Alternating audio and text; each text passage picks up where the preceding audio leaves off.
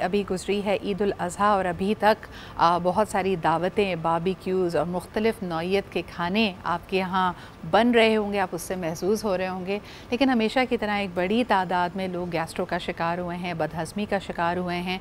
तो हमने सोचा कि तिब की नज़र से इन मसाइल को कैसे हल किया जाए, ये हम जानते हैं। हमारे साथ मौजूद हैं आगा अब्बास साहब। अस्सलाम वालेकुम आगा साहब, बहुत बहुत शुक्रिया वक्त हमारे लिए निकालने के लिए। सबसे पहले आपसे ये सवाल करूँ कि बदहज़मी, लोग कहते हैं कि मीट का जो हमने बहुत ज़्यादा इस्तेमाल किया है, बहुत ज़्यादा गोश्त का जो इस्तेमाल हुआ है, ये बड़ी वजह बना है। आप इसको कैसे देखते हैं कि हर दफ़ा बड़ी ईद के बाद ये मसाइल आते हैं? क्या ये ज़्यादा खाने की वजह से है, खाने को सही तौर पे पकाना नहीं, हमने गोश्त को सही तरह से पकाया नहीं है? मसाइल क्या बने हैं इतनी ज़्यादा इस वबा के फैलने के? वालेकुम सलाम, बहुत बहुत शुक्रिया। देखिए, बहुत अच्छा सवाल है आपका।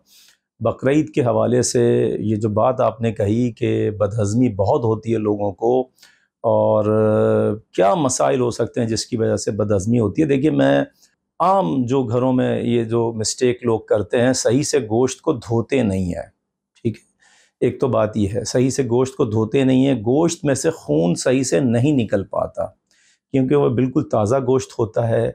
अच्छा, कसाइयों की दुकान पे तो वो अच्छी तरह से प्रेशर व्रेशर मारते हैं, पानी वानी का खूब अच्छी तरह से करते हैं, तो वो ताकि वज़न भी बढ़ जाता है गोश्त का और उनकी बिक्री भी अच्छी होती है। लेकिन यहाँ तो हमें प्रेशर नहीं बढ़ाना है, वज़न नहीं बढ़ाना है, तो सही से धुलता नहीं है गोश्त, जिसकी वजह से उसमें कुछ बैक्टीरिया रह जाते हैं जो हमें नुकसान पहुँचाते हैं। अच्छा, फिर सही से गोश्त को गलाते नहीं हैं, जब गलाते नहीं हैं तो वो पेट में दर्द करता है और बदहज़मी भी करता है।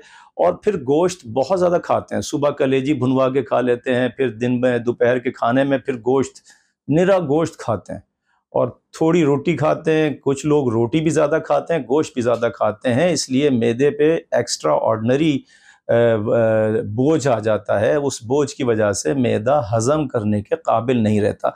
अब इसका हल भी मैं बता देता हूँ आपको कि इसका हल क्या है। देखिए, ये 1 चम्मच नींबू का रस निकालिए और 1 चम्मच अदरक का रस और 1 गिलास पानी में दोनों चीज़ों को मिक्स कीजिए। उसको चाहे आप ठंडे मशरूब की तरह बना लें, बर्फ़-वर्फ़ भी डाल लें और उसमें काला नमक हस्बे ज़ायक़ा डालिए और उसको जब भी आप खाना खाएँ उसके बाद उस 1 गिलास नींबू और अदरक और नमक का जो शरबत बनाया आपने, जूस जो बनाया, उसको पी लीजिए।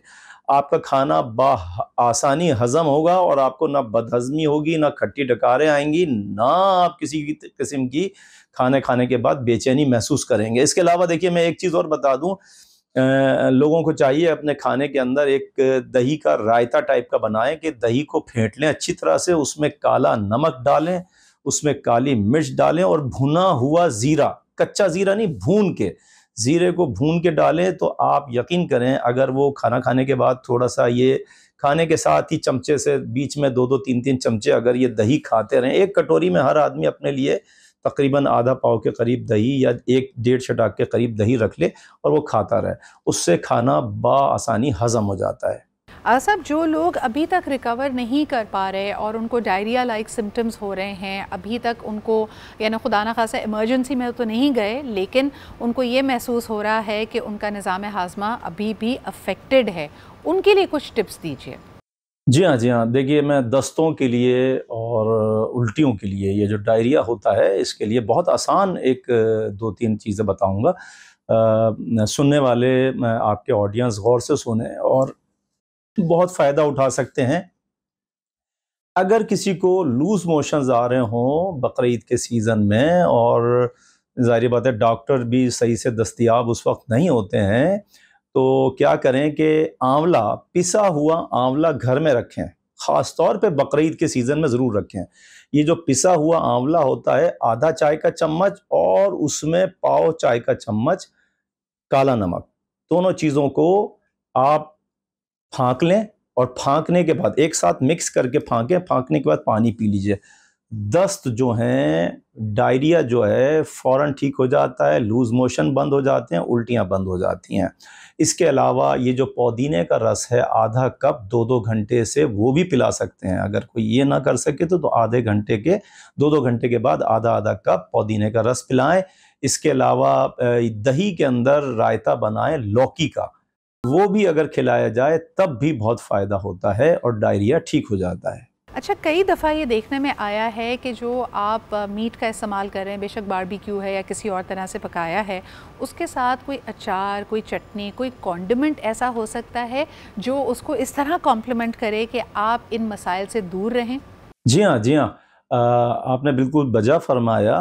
देखिए, गोश्त के साथ अगर कोई चीज़ हम हेल्पिंग के तौर पे, सपोर्टिंग के तौर पे लगाएँ, जैसे आपने अचार का ज़िक्र किया, तो अचार भी बहुत अच्छे हाज़िम किस्म के अचार मिलते हैं बाज़ार में। किसी अच्छी ब्रांड का, किसी अच्छी कंपनी का अचार लेके इस्तेमाल किया जा सकता है, इसमें कोई हर्ज नहीं है। लेकिन अचार के अलावा भी अक्सर लोग गोश्त के साथ अचार पसंद नहीं करते, तो मैं उनकी आसानी के लिए एक चीज़ अर्ज़ कर देता हूँ, सलाद का पत्ता।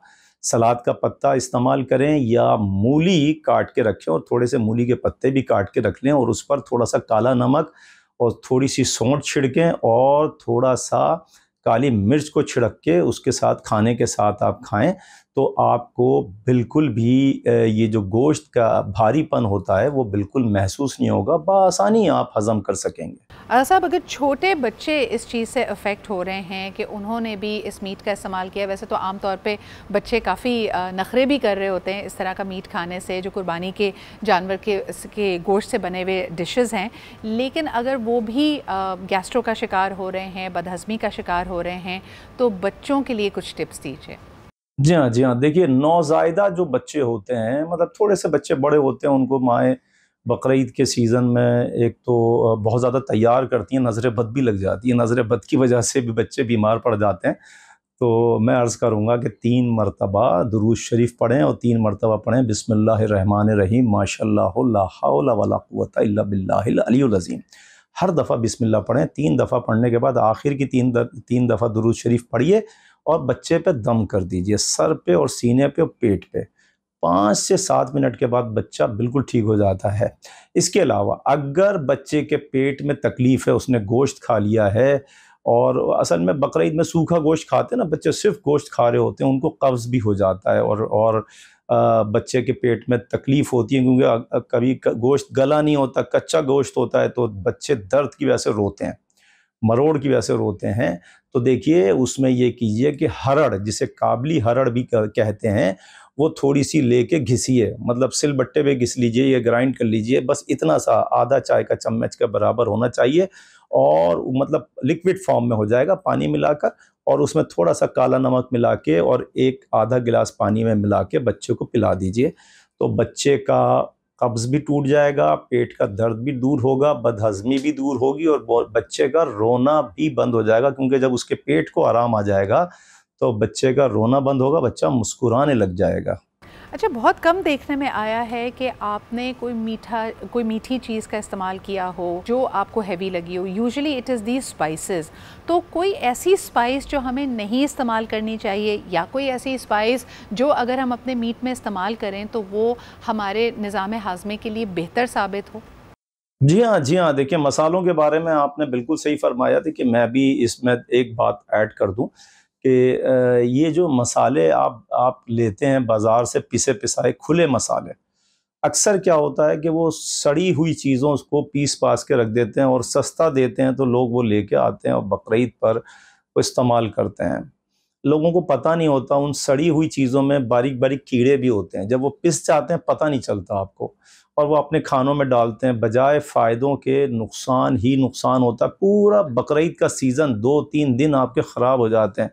पूरे-पूरे घर को हमने देखा है कि लूज़ मोशन लग गए, बदहज़मी हो गई। ये ख़राब मसालों की वजह से होता है। हमेशा अच्छे ब्रांड के मसाले इस्तेमाल करें, ब्रांडेड मसाले जो हों, या फिर बेहतर यह है कि आप खुद ही जाके साबित मसाले ख़रीद के लाएँ और उसको घर में पीसें।